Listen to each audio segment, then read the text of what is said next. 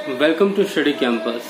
बच्चों, जैसे कि हम क्लास 12th की कंपनी बुक से शेयर्स वाला चैप्टर कर रहे थे, जिसमें सारे टॉपिक भी हो गए हैं और अब जो टॉपिक बचा है वो है प्रो डाटा का, जिसकी एक दो वीडियो बन भी चुकी है। और अब हम आज की इस वीडियो में प्रो डाटा के डायरेक्ट क्वेश्चंस करेंगे। ठीक है, पहले मैंने सोचा था कि इसके कुछ केस आपको बताऊंगा, लेकिन अब मुझे लगता है कि अब आप इतने कैपेबल हो गए हो कि अब आप डायरेक्ट क्वेश्चन कर सकते हो। तो अब हम करेंगे इसके डायरेक्ट क्वेश्चन बुक में से। ठीक है, मेरे पास जो बुक का जो एडिशन है वो है 2018 का कंपनी का, और अगर आप 2020 में जैसे आप देख रहे हो इस वीडियो को, तो अब नई बुक आ गई होगी।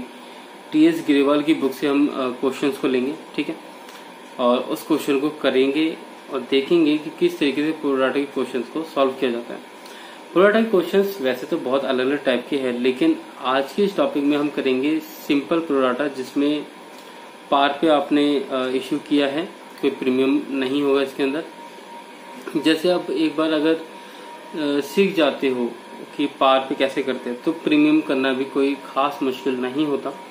तो अभी हम देखेंगे पार पे जब प्रो डाटा करते हैं तो किस तरीके वो क्वेश्चन काम में आएगा और कौन से ऐसे इम्पोर्टेंट पॉइंट है जो आपको याद करने हैं, जो आपकी बोर्ड एग्जाम में बहुत काम आने वाले हैं।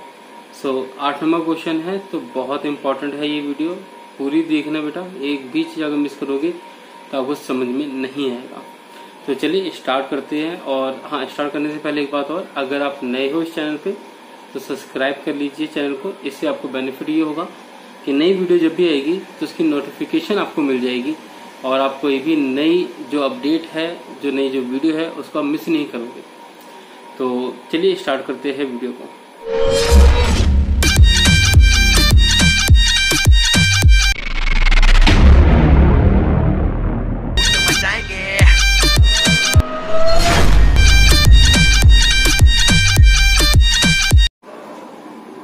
अब जो हम क्वेश्चन करेंगे बेटा वो एग्जाम्पल है। वैसे तो ये है एग्जाम्पल जो हम सॉल्व करेंगे।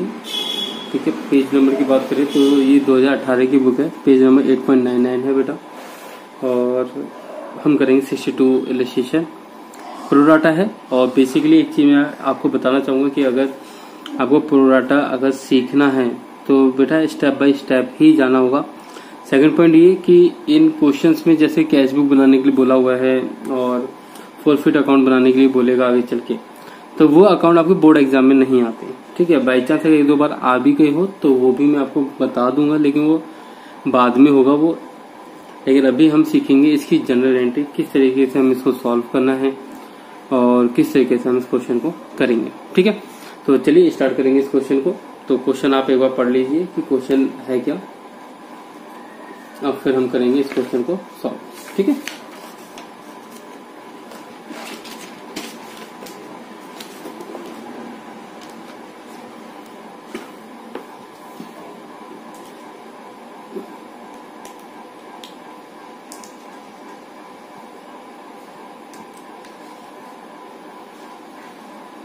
ठीक है बेटा, देखो क्वेश्चन में लिखा हुआ है कि एक company issue 10,000 shares of 10 each payable, 2 on application, 3 on allotment, 3 on first call, 2 on second final call.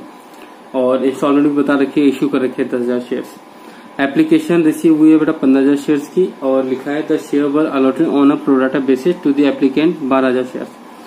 12,000 shares की जो एप्लीकेशन है उस पर आप प्रो डाटा लगा रहे हो। प्रो डाटा का मतलब हो गया प्रोपोर्शनेट रेशियो, मतलब आपने 12,000 एप्लीकेंट को आपने 10,000 शेयर दे दिए। तो जब भी आता है ना प्रो डाटा लगा दिया, तो इसका मतलब ये हो गया कि आपने इतने एप्लीकेशन वालों को पूरे के पूरे शेयर दे दिए होंगे, इसका मतलब। ठीक है, और देखो 15,000 में से 12,000 की तो बात बोली, बाकी 3,000 की बात नहीं बोली, तो इसका मतलब वो हमने रिजेक्ट कर दिए होंगे अल्टीमेटली। ठीक है, all share holders paid the allotment money except one share holder who was allotted 200 shares. इसने कहा कि सारा पैसा मिल चुका है अलॉटमेंट का, लेकिन एक शेयर होल्डर है जिसको 200 शेयर दे रखे थे। अलॉटेड का मतलब होता है कंपनी ने दे रखे थे और उसने अलॉटमेंट का पैसा नहीं दिया। ठीक है, this share were forfeited. Okay, तो अलॉटमेंट के बाद ही हम उसको फॉरफिट करेंगे। The first call was made thereafter, और फर्स्ट कॉल उसके बाद मंगाई गई है।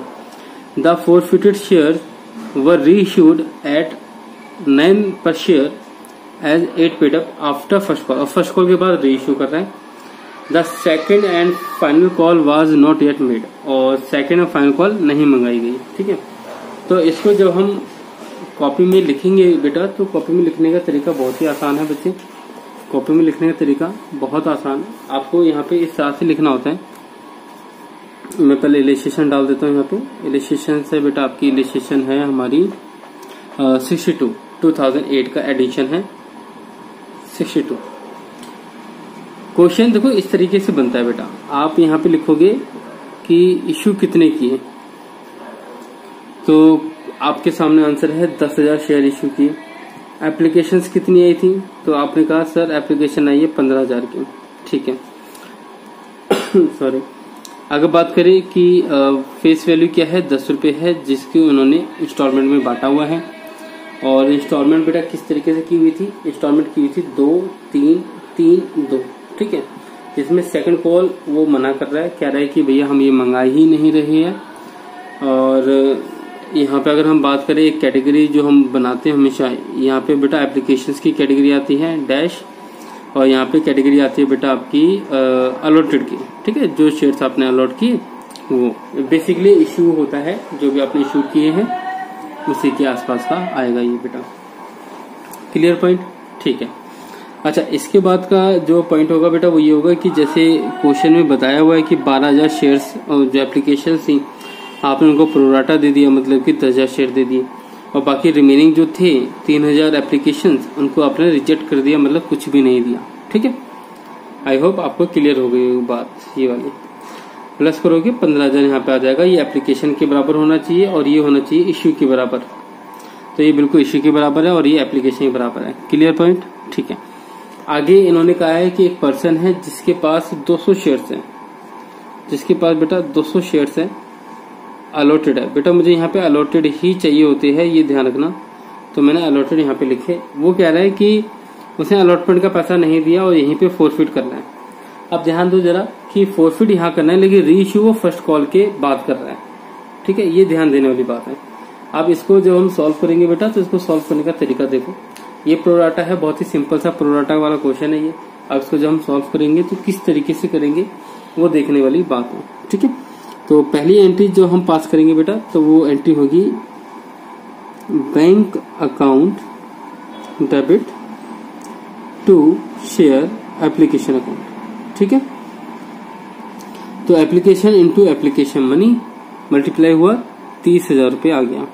ठीक, 30,000 रुपये आ गया, कोई डाउट नहीं। दूसरी एंट्री हम पास करेंगे बेटा, तो दूसरी एंट्री होगी शेयर एप्लीकेशन डेबिट हो जाएगा बच्चे। शेयर एप्लीकेशन क्या हो जाएगा, डेबिट हो जाएगा। और नीचे लिखेंगे बेटा हम शेयर कैपिटल अकाउंट। क्या लिखेंगे बेटा, शेयर कैपिटल अकाउंट। ओके, और अब देखो यहाँ पे आप रिटर्न भी कर रहे हो तो बैंक करके भी आएगा, और क्योंकि प्रोराटा है तो एक्सेस मनी होगी तो हम एडजस्ट भी करेंगे। तो यहाँ पे आप शेयर अलॉटमेंट भी लिखोगे। ठीक है, और सॉरी शेयर लिख दिया मैंने गलती से, और बैंक करके आप रिटर्न भी करोगे पैसा। ठीक, तो जैसे सॉरी दिखाई नहीं दे रहा, हाँ, तो बैंक करके आप रिटर्न भी करोगे। ठीक है, तो जैसे एप्लीकेशन ऊपर भी है नीचे भी है, तो नाम सेम है तो अमाउंट भी हम सेम करेंगे। यहाँ पे हमने लिखा। अब बात आ जाती है बेटा कि कैपिटल में कितना आप लिखोगे। तो बेटा कैपिटल में लिखने का ना तरीका बहुत ही आसान है। क्या है आसान तरीका? बेटा आसान तरीका ये है कि जितना इशू किया है ना उसी को मल्टीप्लाई करो। तो आप कहोगे सर 10,000 इशू किया था। कितना किया था बेटा? 10,000 इशू किया था। तो आप करोगे सर 10,000 इंटू एप्लीकेशन का बेटा पैसा कितना है। आप मुझे ये बताओ कि एप्लीकेशन का पैसा कितना है बेटा। तो आप कहोगे सर 2 रुपये है। ठीक है, मल्टीप्लाई करो 20,000 रुपये अमाउंट आ गया। कोई डाउट नहीं। अब मुझे बताओ कि बैंक में आप रिफंड कितना कर रहे हो, रिटर्न कितना कर रहे हो पैसा। तो आप कहोगे सर 3,000 एप्लीकेशन को आप रिटर्न कर रहे हो, 2 रुपये के हिसाब से उन्होंने पैसा दिया होगा। तो आप यहाँ लिखोगे बेटा 3,000 शेयर्स इंटू 2 रुपये, तो अमाउंट आ गया बेटा आपका 3 दूनी 6,000। तो 6,000 आप रिटर्न कर दिया। अगर अब आप चाहो तो बैलेंसिंग फिगर से लिख सकते हो कि 30,000 में से अगर ये 26,000 गए तो 4,000 आया। लेकिन फिर भी मैं आपको एक ट्रिक और बताऊंगा सॉल्व करने का, क्योंकि बैलेंसिंग फिगर हमेशा सही नहीं होती। तो देखो इन दोनों के बीच में डिफरेंस कितना है, 2000 शेयर्स का। तो 2000 एप्लीकेशन ज्यादा आई है, उन्होंने 2 रुपए दिए होंगे। तो 2000 इंटू 2 रुपए, 2000 इंटू 2 रुपए कितना हो गया बेटा, 4000 रुपए। कितना हो गया बेटा, 4000 रुपए। Clear point? ठीक है, इस तरीके से भी आप बेटा निकाल सकते हो। आई होप आपको ये क्लियर हो गई होगी बात। क्लियर हो गई, शाबाश। अच्छा, अब आगे हमें क्या करना होगा, आगे हम एंट्री पास करेंगे अलॉटमेंट की। तो थर्ड एंट्री पास करेंगे बेटा। थर्ड एंट्री क्या होगी, थर्ड एंट्री होगी शेयर अलॉटमेंट अकाउंट डेबिट। क्या होगा बेटा, share allotment account debit to share allotment account debit to share capital account. क्या बेटा, शेयर कैपिटल अकाउंट। बात समझ में आ गई? ठीक है। अमाउंट कितना कितना होगा, तो ये हमेशा याद रखो कि पहले में अमाउंट तो ये आता है एप्लीकेशन टू एप्लीकेशन मनी, बाकी सभी में इशू से ही मल्टीप्लाई करते हो आप। ठीक है, तो यहाँ पर आगे भी अगर हम कभी एंट्री पास करेंगे तो वो इशू से ही होगा। तो बेटा 10,000 इंटू 3 रुपए। ठीक है, बात समझ में आ गई?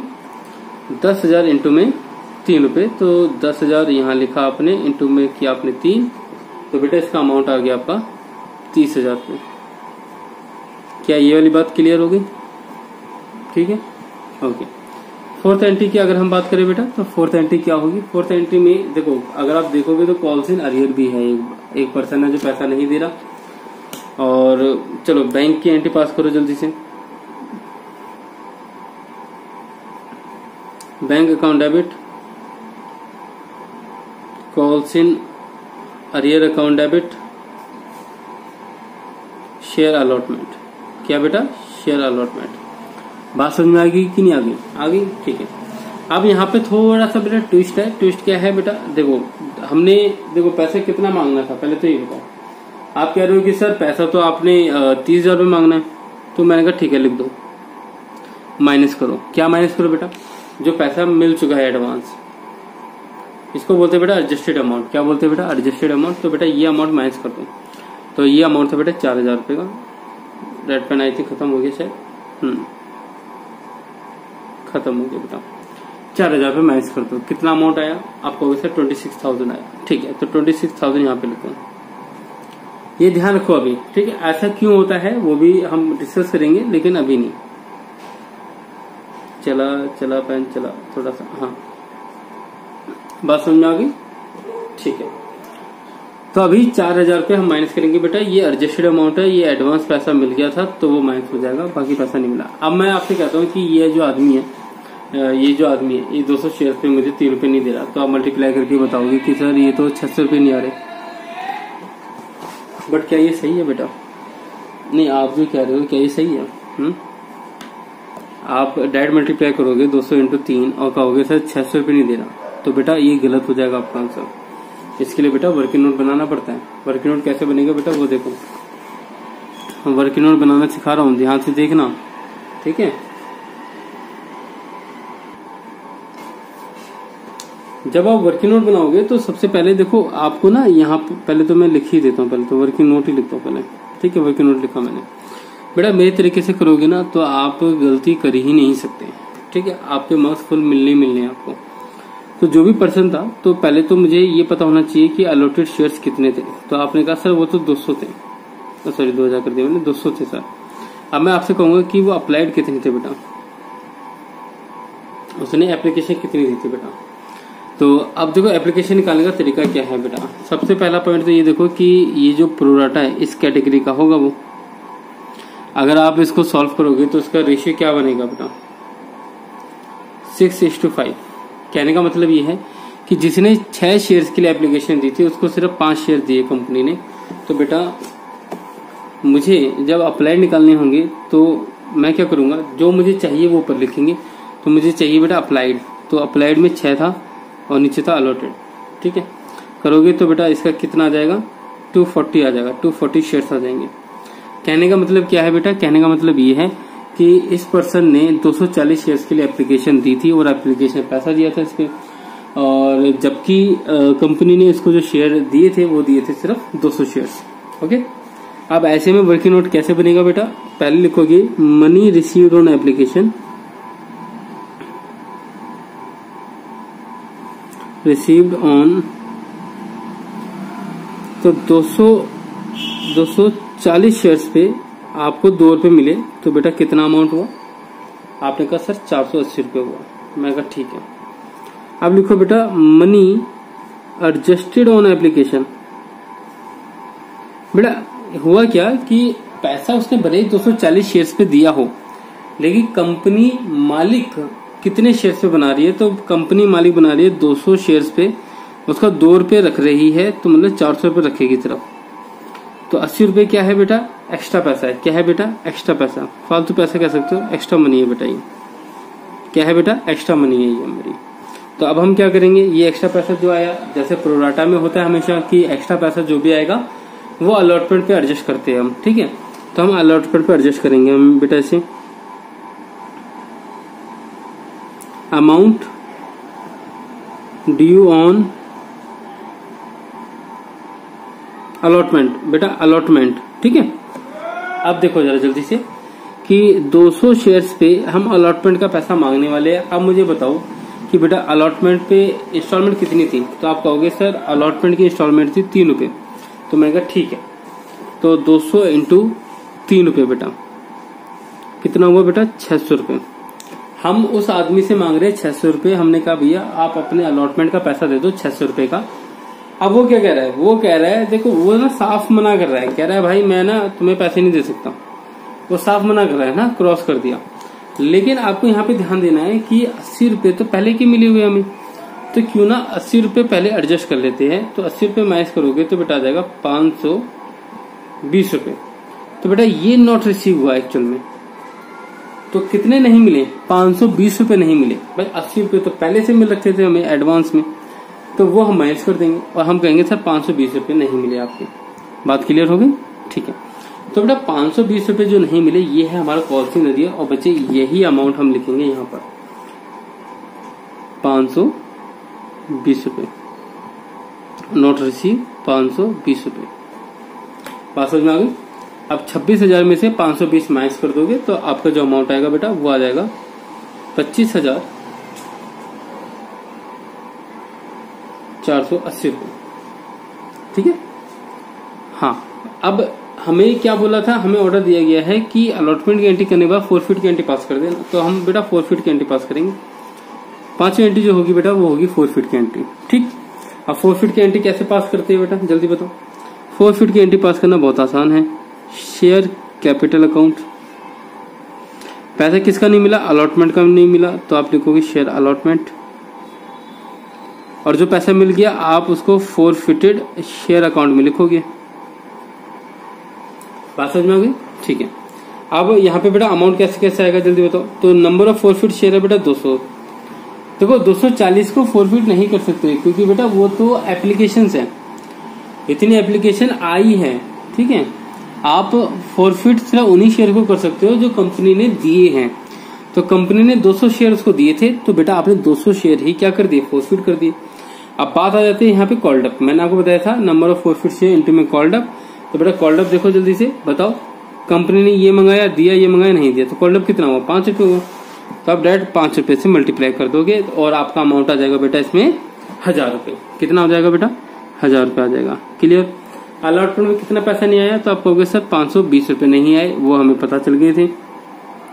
अब बेटा उसने पूरी लाइफ पैसा कितना दिया? अब आप क्या गलती करोगे? आप कहोगे सर 200 शेयर्स पे वो 2 रुपये दे चुका है, तो मतलब 400 रुपये, जो कि गलत है बेटा।